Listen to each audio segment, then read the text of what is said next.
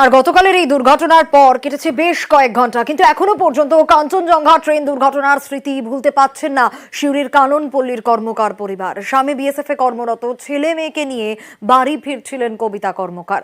সোমবার বাড়ি ফেরার পথেই দুর্ঘটনার কবলে পড়েন তারা। আর গভীর রাতে বাড়ি ফিরলেও দুর্ঘটনার সেই ভয়াবহ স্মৃতি যেন তাড়া করে বেড়াচ্ছে তাদের। আমরা বাড়ি ফিরছিলাম 16 তারিখে 10:45 নাগাদ শিয়ালদা কাঞ্চনজঙ্ঘা এক্সপ্রেসে। তারপরে সকালবেলাতে ঘুম থেকে উঠে আমি ওয়াশরুমে যাই এবং সেখানে প্রথমে একটা ঝটকা দেওয়া হয়। তখন মনে হয়েছিল যে হয়তো ট্রেনটা লাইনচ্যুত হয়ে গেছে, কিন্তু তারপরে পরপর দুটো ঝটকা অত্যন্ত জোরে ছিল এবং সেটা সাংঘাতিক ঝটকা ছিল, যার কারণে আমার মাথাটা গিয়ে আয়নার সাথে লাগে এবং মাথাতে একটু চোট লাগে। পরে আপনার বাইরে বেরিয়ে এসে দেখছি যে একটা ট্রেন আর একটা ট্রেনের উপরে চেপে গেছে। ভীষণভাবে আতঙ্কিত হয়ে পড়েছিলাম এবং এখনো আতঙ্ক আছে। এই দুর্ঘটনার এক সেকেন্ড আগে পর্যন্ত মানুষ জানতো না যে এরকম একটা বিপদ অপেক্ষা করছে।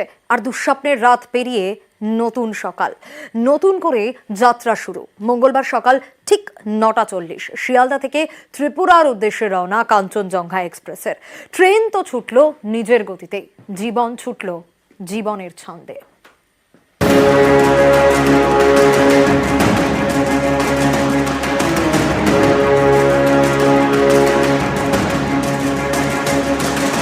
গেটের এইখানে দাঁড়িয়ে দেখছিলাম, দেখি আমাদের ওই ডাব্বা পাল্টি দিচ্ছে।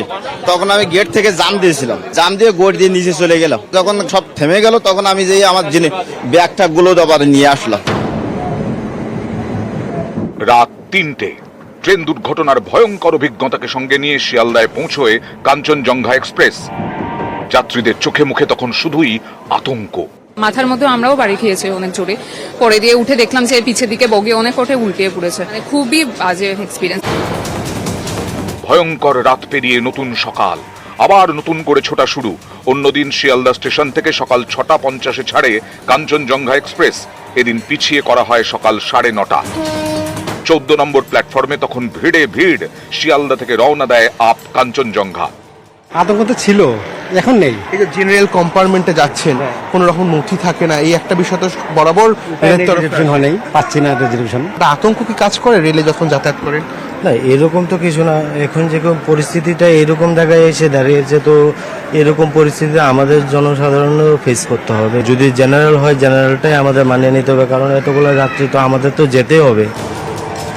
সোমবার সকাল ফাঁসি দেওয়ায় রাঙাপানি এবং নিজবাড়ি স্টেশনের মাঝে দুর্ঘটনা ঘটে। শিয়ালদামুখী কাঞ্চনজঙ্ঘা এক্সপ্রেসের পেছন থেকে ধাক্কা মারে মালগাড়ি।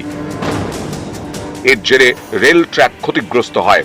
দুর্ঘটনার কয়েক ঘন্টার মধ্যেই 5টি কামরা ছেড়ে শিয়ালদার উদ্দেশ্যে রওনা দেয় কাঞ্চনজঙ্ঘা। মঙ্গলবার সকাল থেকে ট্রেন চালু হয় আপ এবং ডাউন 2 লাইনেই। ট্রেন চলে ধীর গতিতে। यह काम 24 घंटे के अंदर में कर दिया गया है। रेल कर्मचारियों ने बहुत मेहनत से काम किया है। নিউজ 18 বাংলা। তালিত ওভারব্রিজ, সেই তালিত ওভারব্রিজের দাবি দীর্ঘদিনের। সেই দাবি এবার মিটতে চলেছে, কারণ এবছরই কাজ শুরু হবে তালিত ওভারব্রিজের। কীর্তি আজাদ তিনি পরিদর্শনে গিয়েছিলেন এবং সেখানে গিয়ে এই ঘোষণাই করেছেন তিনি। এবং রাজ্য সরকারও কিন্তু সহযোগিতার আশ্বাস দিয়েছে। যারা জমিদাতা তাদের দ্রুত ক্ষতিপূরণও দেওয়া হবে, এমনটাও আশ্বাস দেওয়া হয়েছে। मिनिस्ट्री ऑफ ट्रांसपोर्ट से भी बात किया गया था, वहां से भी एक्सेस के लिए पैसा आ गया है। राज्य सरकार ने पैसा पूरा दे दिया है। आज रेलवे के अधिकारियों से ही बात हुआ, अगर सब ऐसे ही चलता रहे, टेंडर हो गया, सब कुछ हो गया है, तो अगले 5-6 महीने तक में हम लोग काम शुरू होता हुआ देखेंगे। थोड़ा सा डिजाइन में मॉडिफिकेशन है, वो बदलाव अप्रूव होते ही काम यहाँ चालू हो जाएगा। ফান্ড আমরা মিনিস্ট্রি থেকে পেয়েছি, মিনিস্ট্রি অফ রোড ট্রান্সপোর্ট থেকে। ওটা আমরা ডিএম এর কাছে ওটাকে আমরা গিয়ে ওটা পার্সু করছি। আমরা এটা রিসেন্টলি পেয়েছি, তো ওটাকে নিয়ে হোপফুলি আমরা উইদিন নেক্সট 3 মান্থস আমরা ওই ল্যান্ডেরও পেমেন্ট করে দিই। আমরা এন্টায়ার জমিটাই ফ্রি পেয়ে যাবো। ফেব্রুয়ারি 2024 ওয়ার্ক অর্ডার, আর ফেব্রুয়ারি 2026 শিডিউল কমপ্লিশন ডেট। আর এবার নজর বাঁকুড়ার দিকে, কারণ সেখানে আন্ডারপাস তৈরির জন্য 40টি পরিবারকে উচ্ছেদ নোটিশ দেওয়া হয়েছে রেলের তরফ থেকে। আর রেলের তরফ থেকে এই উচ্ছেদ নোটিশ দেওয়া হয়েছে বাঁকুড়ার ভাদুল রেলপার এলাকার বাসিন্দাদের। স্বাভাবিকভাবে তারা বিক্ষোভ দেখাতে শুরু করেছেন এই উচ্ছেদ নোটিশ পাওয়ার পরই।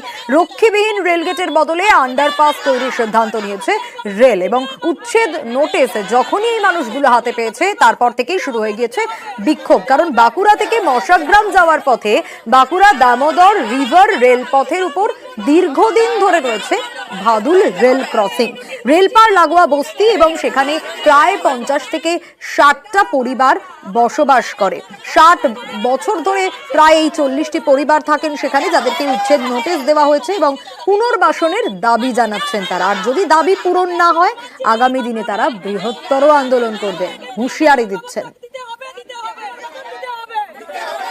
আজকে নোটিশ দিয়ে দিয়েছে ঘর ভাঙা, 7 দিনের ভিতরে ঘর ভাঙতে হবে রেল থেকে। আমরা এতদিন আছি এইখানে, আজ মনে হয় 50 বছর আমার শাশুড়িরা সবাই আছে এইখানে, আমরা বিয়ে হয়ে এর থেকে আছি। তাহলে আজ ছেলে পুলে এখানে সব মানুষ হলে স্কুল সব যার যেমন পারিছি করেছি, তাহলে আজকে বলছে উঠে যেতে হবে 7 দিনের ভিতরে, তা কোথাকে যাবো আমরা?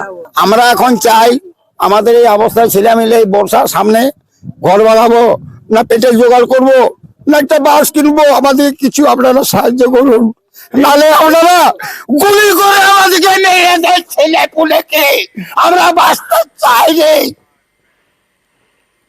সম্পত্তি, এই সম্পত্তি যেন বড় বালাই, কারণ এই সম্পত্তির বিবাদ নিয়েই তো ছেলের হাতে আক্রান্ত হতে হলো মাকে। দেখুন সেই ফুটেজ আপনাদের দেখাচ্ছি, সিসি ক্যামেরার ফুটেজ, যেখানে ছেলের হাতে মাকে আক্রান্ত হতে হলো কারণ সম্পত্তি নিয়ে বিবাদ, অশান্তি। সল্টলেকের সিএফ ব্লক সেখানকার ঘটনা। দাদা বৌদিকে মারধরের অভিযোগ রয়েছে ছোট ভাইয়ের বিরুদ্ধে। কি অভিযোগ? না সম্পত্তি বিক্রি না করায় এর আগেও অভিযুক্ত শুভাশিস মুখোপাধ্যায়, অর্থাৎ যাকে দেখছেন মায়ের ওপর অত্যাচার চালায় সে। তদন্ত শুরু করেছে বিধাননগর উত্তর থানার পুলিশ। ছোট ছেলে কি ধরনের অত্যাচার করছে? একটা লোক ছেলে মেয়ে নিয়ে শুধু উঠছে, আমি উঠছি কে কে কে কেউ যে আমরা কি বলে থাকবো, বলে কে বলে থাকবো, বলে যে আমার ছোট ছেলে আর একদিন ভাড়া নেওয়ার জন্য আমারই কয়েকজন ওখান থেকে এসে ডাকছে ওকে, এরকম ধরনের অত্যাচার করছে। বলে যে কে ভাড়া দেবে বলেছে, বাড়ি এখন সবকিছু ঠিক হয়নি। আবার আর একদিন এসে তালা দিয়েছে, নতুন টিভি পাশ কেটে দিয়েছে। মানে বিভিন্ন সময় বিভিন্ন ভাবে বাড়ি বিক্রি করবার জন্য আপনার উপর প্রেসার ক্রিয়েট করছে। মেয়ে খেলা প্রেসার করছে। উত্তরবঙ্গ, সেখানে তো আগেই বর্ষা ঢুকে গেছে, কিন্তু দক্ষিণবঙ্গের মানুষ তো এখন বৃষ্টির জন্য হাপেত্তেশ করছেন। কবে দক্ষিণবঙ্গে বর্ষা ঢুকবে মানুষ এখন তার প্রহর গুনছে, এবং আবহাওয়া দপ্তর বলছে যে দক্ষিণবঙ্গের একাংশে মৌসুমী বায়ু ঢোকার সম্ভাবনা রয়েছে আগামী 3-4 দিনের মধ্যে। তাই স্বাভাবিকভাবেই দক্ষিণবঙ্গবাসী এখন তারই অপেক্ষায়।